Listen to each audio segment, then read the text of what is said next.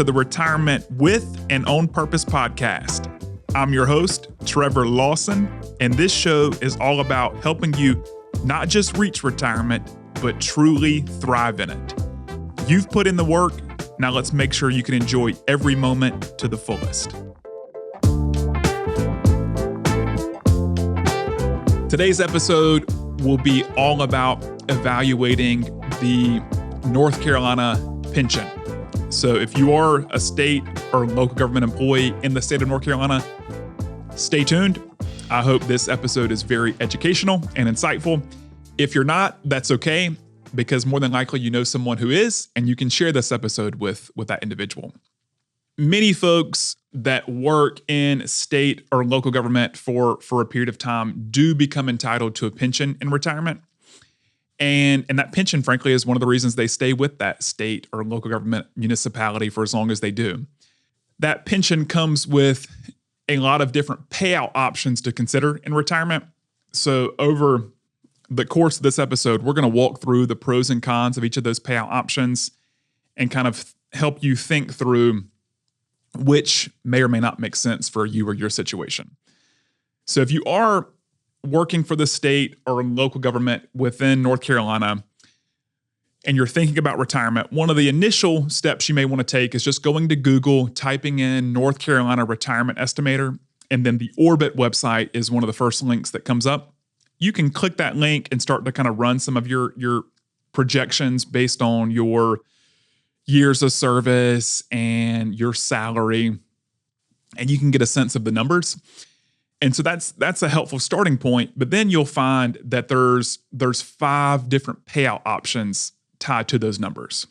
And that's where we find a lot of folks have questions, and where we have spent a lot of time really becoming well-versed in each of those options to be able to provide recommendations on which may make the most sense for an individual situation. So let's say we've ran our projection, and then we've got kind of our numbers. Option 1 is going to be the option where, we're taking home the most we can get for our life, but upon our passing, our beneficiary doesn't receive anything. And I say doesn't receive anything with an asterisk, because while you've been working, you've been paying into this pension over the course of your career. And so let's just assume you've taken this maximum payout option, but something happens to you very early on in retirement. The money that you've contributed to the pension that has not been paid out to you, a beneficiary will still be entitled to. So while option 1 is technically income for the pension owner's life only, if something happened very early on in retirement and the money that individual has contributed to the plan has not been paid out, there could still be a payout to a beneficiary. But most of the time, the individual retires, lives a while, and if they pass away under option 1, there's not going to be anything left for a beneficiary. Option 2 is the individual taking home less than they would in option 1, but upon their passing, their beneficiary continues to receive the same level of income for the rest of their life. Option 3 is the 50% survivor option. So under option 3, the individual actually brings home a little bit more than they would in option 2, but upon their passing, their beneficiary would get half of what they were receiving. That's an important distinction there between option 2 and 3. Option 2 is the 100% survivor option, where the survivor gets 100% of what the pension owner was receiving. Option 3 is the 50% survivor option, where the beneficiary receives 50% of what the pension owner was receiving.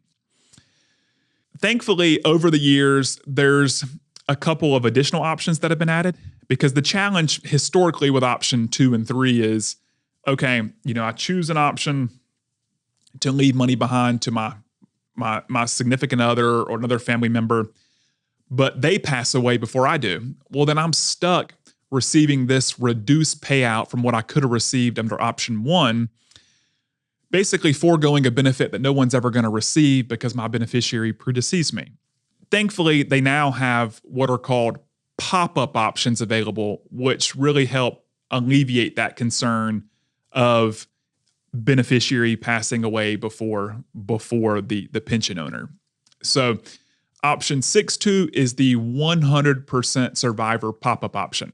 This option, the pension owner takes home a reduced amount from option 1, but upon their passing, the beneficiary continues to get 100% of what they were getting.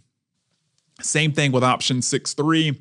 It's the 50% survivor pop-up option. So the pension owner brings home less than they would under their maximum payout option, but if they pass away first, beneficiary gets 50% of what they were getting. Generally, options 6.2 and 6.3, the numbers are slightly less than they would be under option 2 and 3. And the reason for that is because of this pop-up provision. So let's say you chose option 6.2 or 6.3, your beneficiary passes away first. Well, you get to pop back up to your maximum option. So that provides folks a lot of peace of mind knowing, hey, I'm intending to leave something to my beneficiary, but if they happen to pass away before I do, under these pop-up options, I get to pop back up to my maximum payout option. So I've found that since these options have become available, when folks are thinking about leaving a benefit to their beneficiary, options 6.2 and 6.3 are generally more popular than option 2 and 3. One kind of other option that is not one of your default options, but is a planning opportunity when you're working with a financial professional. And it is an option to, when we look at the difference between what you would get under option 1 and one of the survivor benefit options. So let's just say you're between option 1 and option 6.2. And we find that there's about $400 or $500 per month difference between the two. Sometimes people will consider taking their maximum payout option and using that $400 or $500 difference and investing it in private life insurance. And that life insurance policy really serving as the death benefit or benefit for their beneficiary. Depending on the numbers, that can sometimes be a worthwhile consideration. The biggest reason I see people consider that, though, is because let's say you've chose option 6.2, you pass away, a spouse continues to get the same level of income, but then, he or she passes away, the pension stops. The pension is done. Assuming that all the money that you've paid into it has been paid out, the pension is no longer. Under the option where you chose option 1 and you supplemented that with private life insurance for your beneficiary, you pass away, beneficiary gets that lump sum payout from the life insurance, but then upon their passing, if there's anything left, that money can then trickle down to kids or grandkids. So life insurance, in addition to option 1, can sometimes be an option that can create a little more flexibility and allow the full value of the pension to be paid out to the beneficiary, and any monies that the beneficiary doesn't exhaust during their lifetime can then trickle downstream to kids and grandkids. The numbers can really tell the story there and see whether or not that's an option, but it is one that's not necessarily laid out as a default option, but can be a consideration under the right circumstance. Hopefully that is helpful and insightful in helping you kind of initially evaluate those options. The only additional thing I'll add is that this decision should be considered in the context of your overall financial situation. So I would recommend, as families or individuals are looking at the decision and which payout option to consider, that they do so not in a silo, but in looking at their other retirement income sources. What does their spouse's retirement assets look like? What does Social Security look like?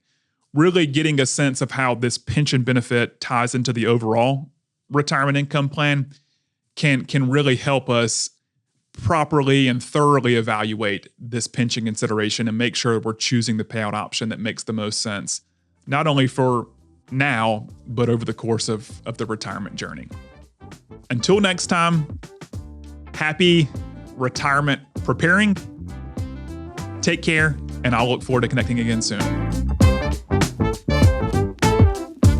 Thanks for tuning in to the Retirement with and On Purpose podcast. I hope you're walking away with new ideas and a fresh perspective on how to make the most of your retirement journey.